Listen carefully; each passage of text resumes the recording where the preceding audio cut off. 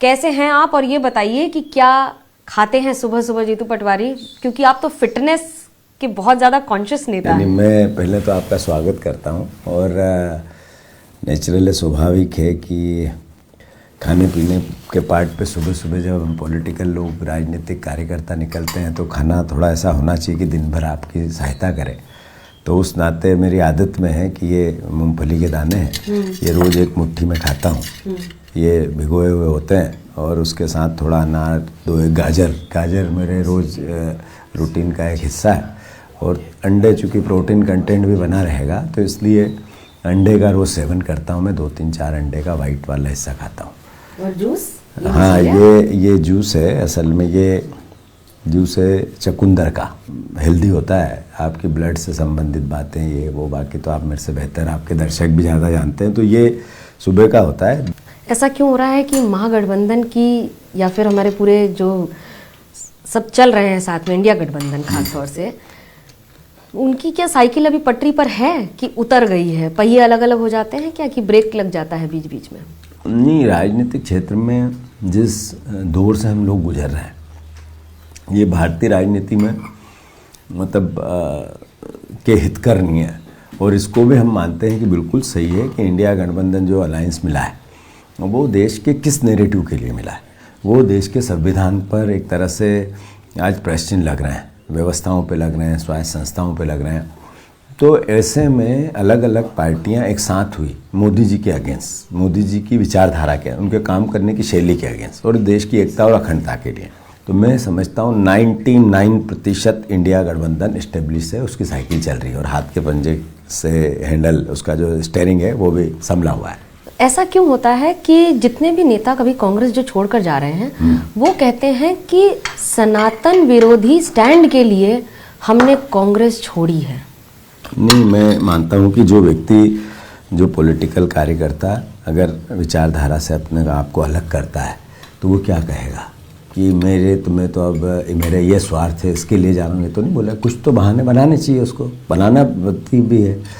अगर कोई ये कहता है तो कांग्रेस पार्टी तो एक दिन नहीं 1000 बार ये कह चुकी है कि हम संविधान से जो निर्णय होते हैं उससे प्यार करते हैं, उसी को मानते हैं और संविधान इस देश को संगठित रख सकता है। उसके बगैर दुनिया, संसार में इंडिया नंबर 1 नहीं आ सकता, दुनिया में नंबर 1 नहीं आ सकता। तो जब राम मंदिर मसला चल रहा था तब राजीव जी सरकार में थे, सुप्रीम कोर्ट ने कहा ताले खुलवाने चाहिए। तो निर्णय जो सुप्रीम कोर्ट का था वो राजीव जी ने माना, सर्वविदित है। फिर कांग्रेस पार्टी ने 1000 बार बोला कि आप जो कोर्ट फैसला देगी वो होगा, अगर मंदिर बनाने का देगी तो होगा, और कोर्ट ने फैसला दिया। उस समय देश की सरकार में मोदी जी थे, तो नेचुरल है जो राजीव जी ने तब काम किया था मोदी जी ने अब किया। तो ये तो हो गई संविधान, जो बीजेपी ने किया वही कांग्रेस पार्टी की मूल धारणा थी। अगर राजीव जी की सोच थी और उनका ही कार्य ये बीजेपी सरकार ने किया है, तो फिर कांग्रेस ने राम मंदिर के कार्यक्रम में शिरकत क्यों नहीं की? नहीं, ऐसा किसने कहा आपको कि कांग्रेस ने? आप कह रहे हैं। आप ना, मैंने कब कहा कि हम तो जाएंगे, गए, मेरे 50 बयान होंगे हमारी पार्टी के नेताओं के। कांग्रेस पार्टी कभी भी, धार्मिक स्वतंत्रता सबकी है। मैं हिंदू धर्म से आता हूँ, भगवान राम का अनुयायी हूँ। मेरे को गर्व महसूस होता है इस बात की कि मैं इसको जीता हूँ, जीवन शैली में रहता हूँ, उनकी मर्यादाओं को मानता हूँ। मेरे परिवार से, मेरे दुनिया में जो व्यक्तिगत संबंध है वो भगवान राम के आदर्शों पे चल के मैं पूर्ण रूप से अंतिम सांस लूँ। अब बीजेपी ये कहे कि हम आज कह रहे हैं आप दर्शन करने आओ, तो ये तो धार्मिक भावना नहीं हो सकती, न संवैधानिक भावना हो सकती है। अगर भारतीय जनता पार्टी ये कहती कि ये मंदिर धार्मिक आस्थाओं के साथ साथ पॉलिटिकल भाव नहीं है, तो फिर देश की राष्ट्रपति थी, उनको आमंत्रित क्यों नहीं किया? क्या कारण था? पॉलिटिकल आयोजन नहीं किया था आपने, तो फिर आपने देश की राष्ट्रपति, सर्वोच्च स्थान एक आदिवासी महिला थी, उनसे स्पीच क्यों नहीं कराई? भगवान राम की आस्थाओं में कांग्रेस पार्टी अपने आप को जोड़ती है, जोड़ेगी, और अंतिम सांस तक हमारे जैसे खरबों कार्यकर्ता, नेता, पार्टी के वर्कर, आम जनता जो जिस धर्म का है उसको जिएगा। जब राम मेरे हैं और आपके हैं, मैं राजनीति में नहीं हूँ, मैं आपसे ये जानना चाहती हूँ, जब राम सबके हैं तो फिर कांग्रेस राम मंदिर के कार्यक्रम को अलग करके क्यों देखती है, या उसमें नहीं जाने से आपको लगता है कि कांग्रेस को राजनीतिक नुकसान हो गया है? हम बीजेपी के कार्यक्रम में नहीं जाएंगे। बीजेपी अगर ये कहे, अगर ये एक आस्थाओं के साथ सरकार का आयोजन होता तो देश के राष्ट्रपति मौजूद क्यों नहीं थे?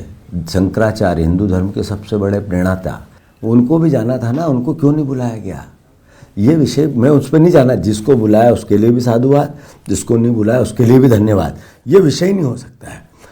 आपने कहा कि आप क्यों नहीं गए, हम पहले भी गए थे, आगे भी जाएंगे, जब अवसर आएगा तब जाएंगे। पर बीजेपी कहेगी कि आज जाना है कल जाना है, इस पे तो मतलब एक तरह से डिक्टेटरशिप है। लेकिन कार्यक्रम बीजेपी के नहीं था, कार्यक्रम राम मंदिर ट्रस्ट का था। तो राम मंदिर ट्रस्ट में कौन था?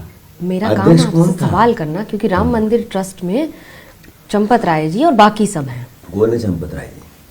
वो विश्व हिंदू परिषद से हैं। अच्छा, किसने तय किया चंपत राय जी ट्रस्ट के चेयरमैन होंगे? पहले, इससे पहले कौन था? मैं ये नहीं, इन विषयों पर नहीं जाना चाहता। बीजेपी ने आयोजन किया अपने राजनीतिक लाभ के लिए, हम उनका अधिकार कर सकते होंगे। मैं इसको किसी प्रकार का क्रिटिसिज्म नहीं करना चाहता। पर भगवान राम की आस्था और कांग्रेस पार्टी का रिश्ता, जो प्रश्न है, राम हमारे हैं, राम सबके हैं, हम राम मंदिर जाएंगे, बार बार जाएंगे, 100 बार जाएंगे, 1000 बार जाएंगे, 1 लाख लोग जाएंगे। जैसे ही घड़ी का काटा दोपहर 2:30 पे आए, बबीता जी का दिल सास बहू साजिश के लिए मचल जाए। और ये है इनकी बहू, पूरे दिन ऑफिस की टेंशन हो जाए गॉन जब ये करें अपना फेवरेट शो फ्री टाइम पे ऑन। इनकी तरह आप भी देखें अपना फेवरेट शो अपने टाइम पर और डाउनलोड कीजिए एबीपी लाइव ऐप अपने स्मार्ट टीवी पर।